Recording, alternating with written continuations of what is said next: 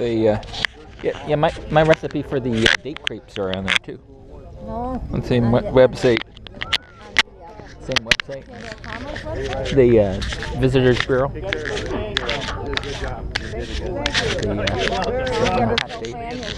Sound like a hot date crepes. Hey, enjoy. Thank you. Thanks again. Thank you.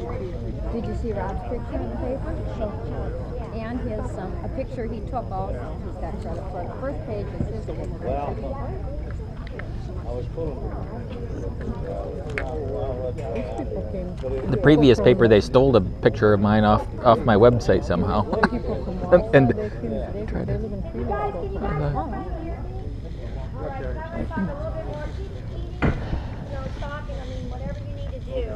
But first of all, I want to thank Eddie Harrison. Let's give him a round of applause. Thank you all for Good job. you're a very pleasurable group. It was very fun. And what I liked it was we want to thank AWC, our partner in this event. Let's give them a round of applause. Again, is our other big partner in this. But there are a lot of, especially I know a few of you are saying this is your first season down to the Yuma area. And there are other ag tourism programs that we do offer. Field of Feast is probably our most popular one. We offer 24 of them over the season. Some of them are, 3 of those are farmer-to-farmer tours, which if you are a farmer, we encourage you on those because it's a little bit more technical, a little bit more into it. They come out really out to our shop in Bard, California, and they get into the machinery and talk a little bit about that. So that's kind of a fun one. There's not a lunch connected with that one. And then we have another thing called Savor Yuma. How many of you ever been to a progressive dinner? You know, where you went to somebody's house and went to the next? Well, that's kind of the same thing we do as Savor Yuma. I think we have two a month. Is that what it is actually? 2 a month. Again, it's in the Visitors Bureau. And you go to 3 different local restaurants that are using local produce products. And like last year, we went to Main Street, which is the winery down there on Main Street, and then we went on to the Garden Cafe, which is my favorite restaurant in town. And then from there, we went on to La Fonda, which is my husband's favorite Mexican restaurant in town. And it's fun. You get a little flair of everybody's thing using local products. So that's a very popular one. I think there's only 30 tickets for each one of those. Is that correct? And so if you're interested in a fun, progressive meal, going to local restaurants and getting a little bit of flair of the local taste, that's called Savor Yuma. There are some other little things we do. Main Street Cafe in Somerton is a great little cafe down there in the Somerton area. They do cooking classes down there. Another thing that I'm involved in is called the Farmer's Wives Cooking Class. And we started it last year for the very first time. We had 10 farmers' wives, being I was one of them.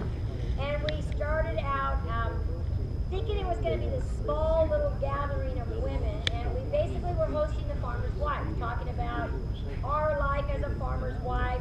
We presented our favorite recipes that came from our family. Alex Trujillo, a local chef in town, and Tina Clark, another local chef in town, is also our city of Yuma's archaeologist. She has a place called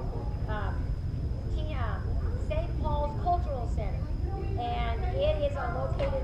What is going on? Sorry. That was the place I was looking at buying. Located in, I said I was looking at buying that place. Town, and she has this great kitchen in the back, and then a great old church I don't think so. that does for reception. So we hosted there, and we kind of talk about our life as a farm and the farmer's wife and a little bit of history. And those are every Monday, and that starts on the very last Monday of the month of January, 27, and it goes every other Monday for 5 Mondays in a row. And our first family farm, we think, is either going to be the Mellon family, or it might be me, but I think we're going to try to get some new blood in there for next year. But it's fun. So you come down and you have a good time. So that's called the Farmer's Wife's Cooking Class. And again, you can get through that in the Visitors Bureau. Other than that, questions. This is for those that are new time, this is a great community. I got involved in this not only because I retired from yours the, too? No. the message of the farmer here in She was just saying it was just. Oh, me. your picture. Did you see the But picture he took? I'm going to give you some statistics that are kind of mind-boggling. We are a $3.2 billion industry in this county for agriculture. $3.2 billion annually. Of the $3.2 billion, $2.7 billion is just in produce. So produce is pretty key here. And in the country, in the county-wide, across the United States, Yuma County is number in the top 1% of agriculture producing communities. If we were a country, I got this statistic not long ago, if we were a country, we would rank 157 out of the world in economic output. So it's a big, big community. We, other than the Salinas County, we are 1 and 2 when it comes to agricultural community output is between Monterey County and Yuma County. So we are something to be reckoned with in this area, and I'm so glad that you got to come and enjoy and see a little bit of a little piece of our agricultural business here in Yuma. So, questions? Can I ask anybody questions while you're standing warming up a little bit? Yes. Is there anything going on with regards to fish taco stamps? Tours for fish taco stamps and stuff? I know I've read some stuff about it. I don't know. But, I mean, we have incredible fish taco stamps. There are a lot of them on the, go down 8th Street, you'll find a bunch down there. There's some that have been famous and then closed down for health reasons, I think. I don't know. Yeah, but they are fun and popular. You know, you can go into Algodones and get some, some, but I don't know anything about the taco stand. Can I share a date story? You guys interested in the dates? Yes. All right, there's a cute date story here, and I learned this not many years, a couple years ago. But dates have been around for about 6,000 years. All right, long ago, and they are mostly Mideast.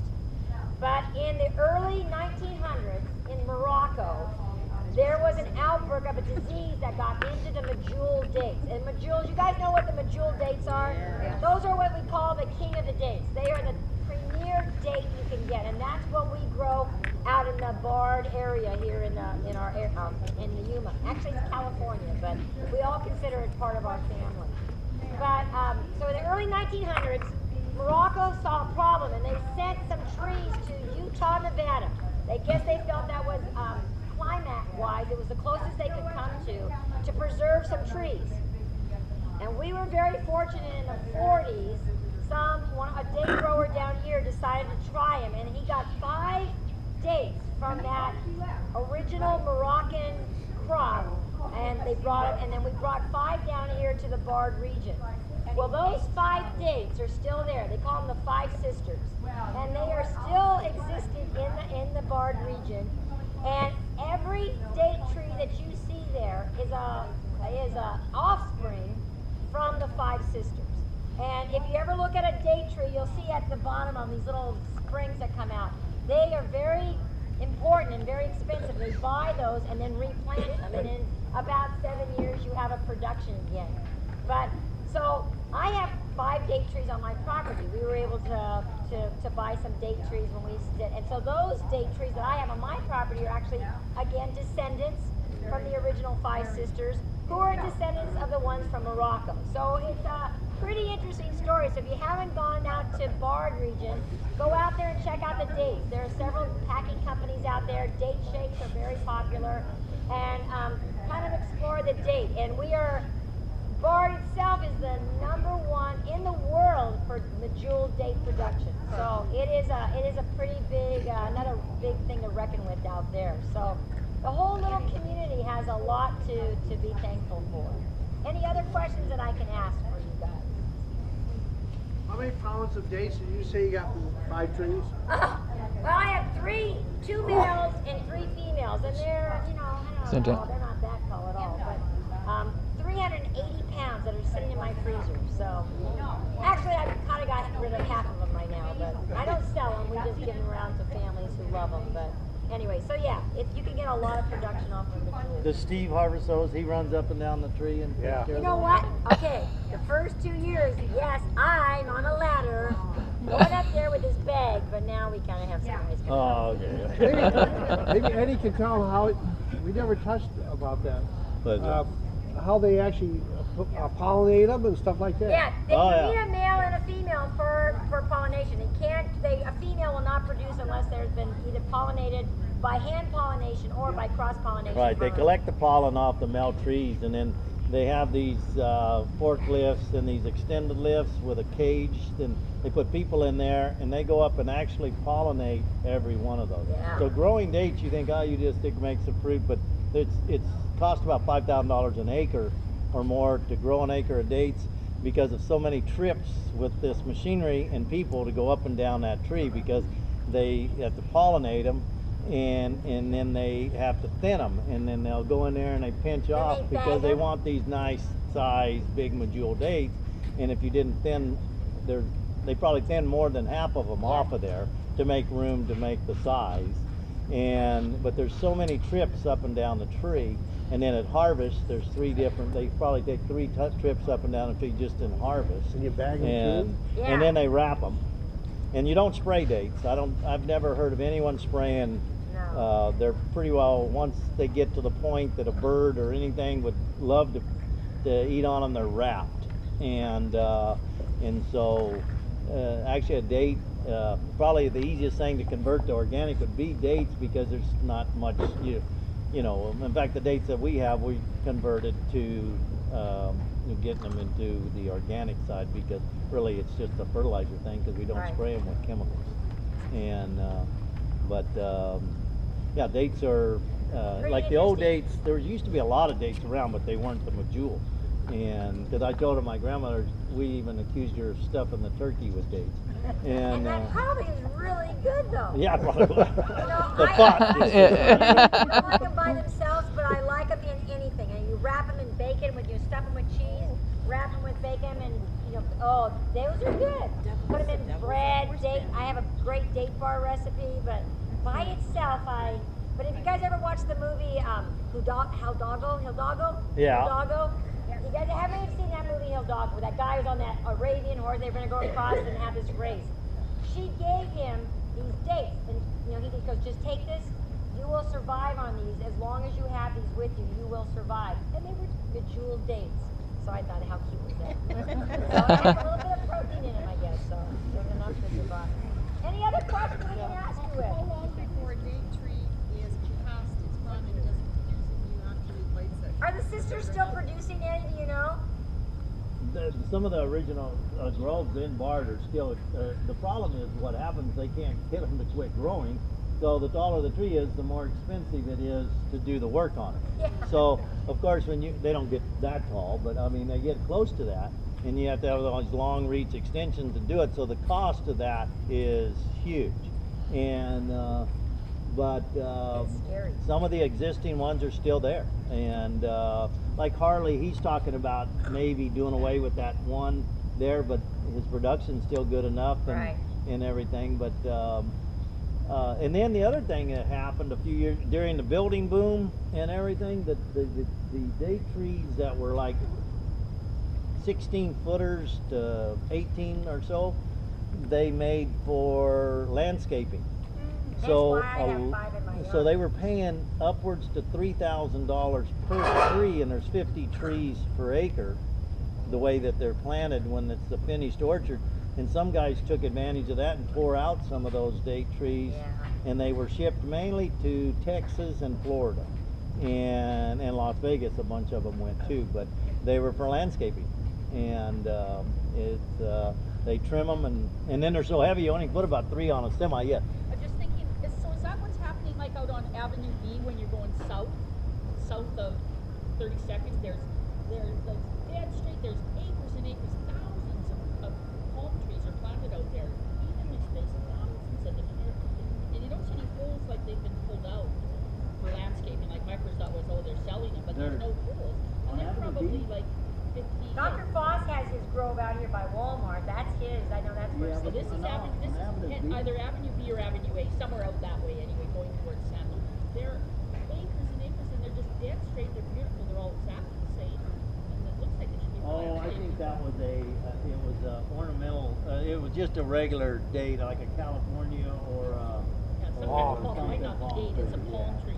But, And but they call them either, two main ones you see, they call them a Mexican palm and a California palm. One's taller, skinnier like these, and then the other shorter, fatter ones are, I think what they term them.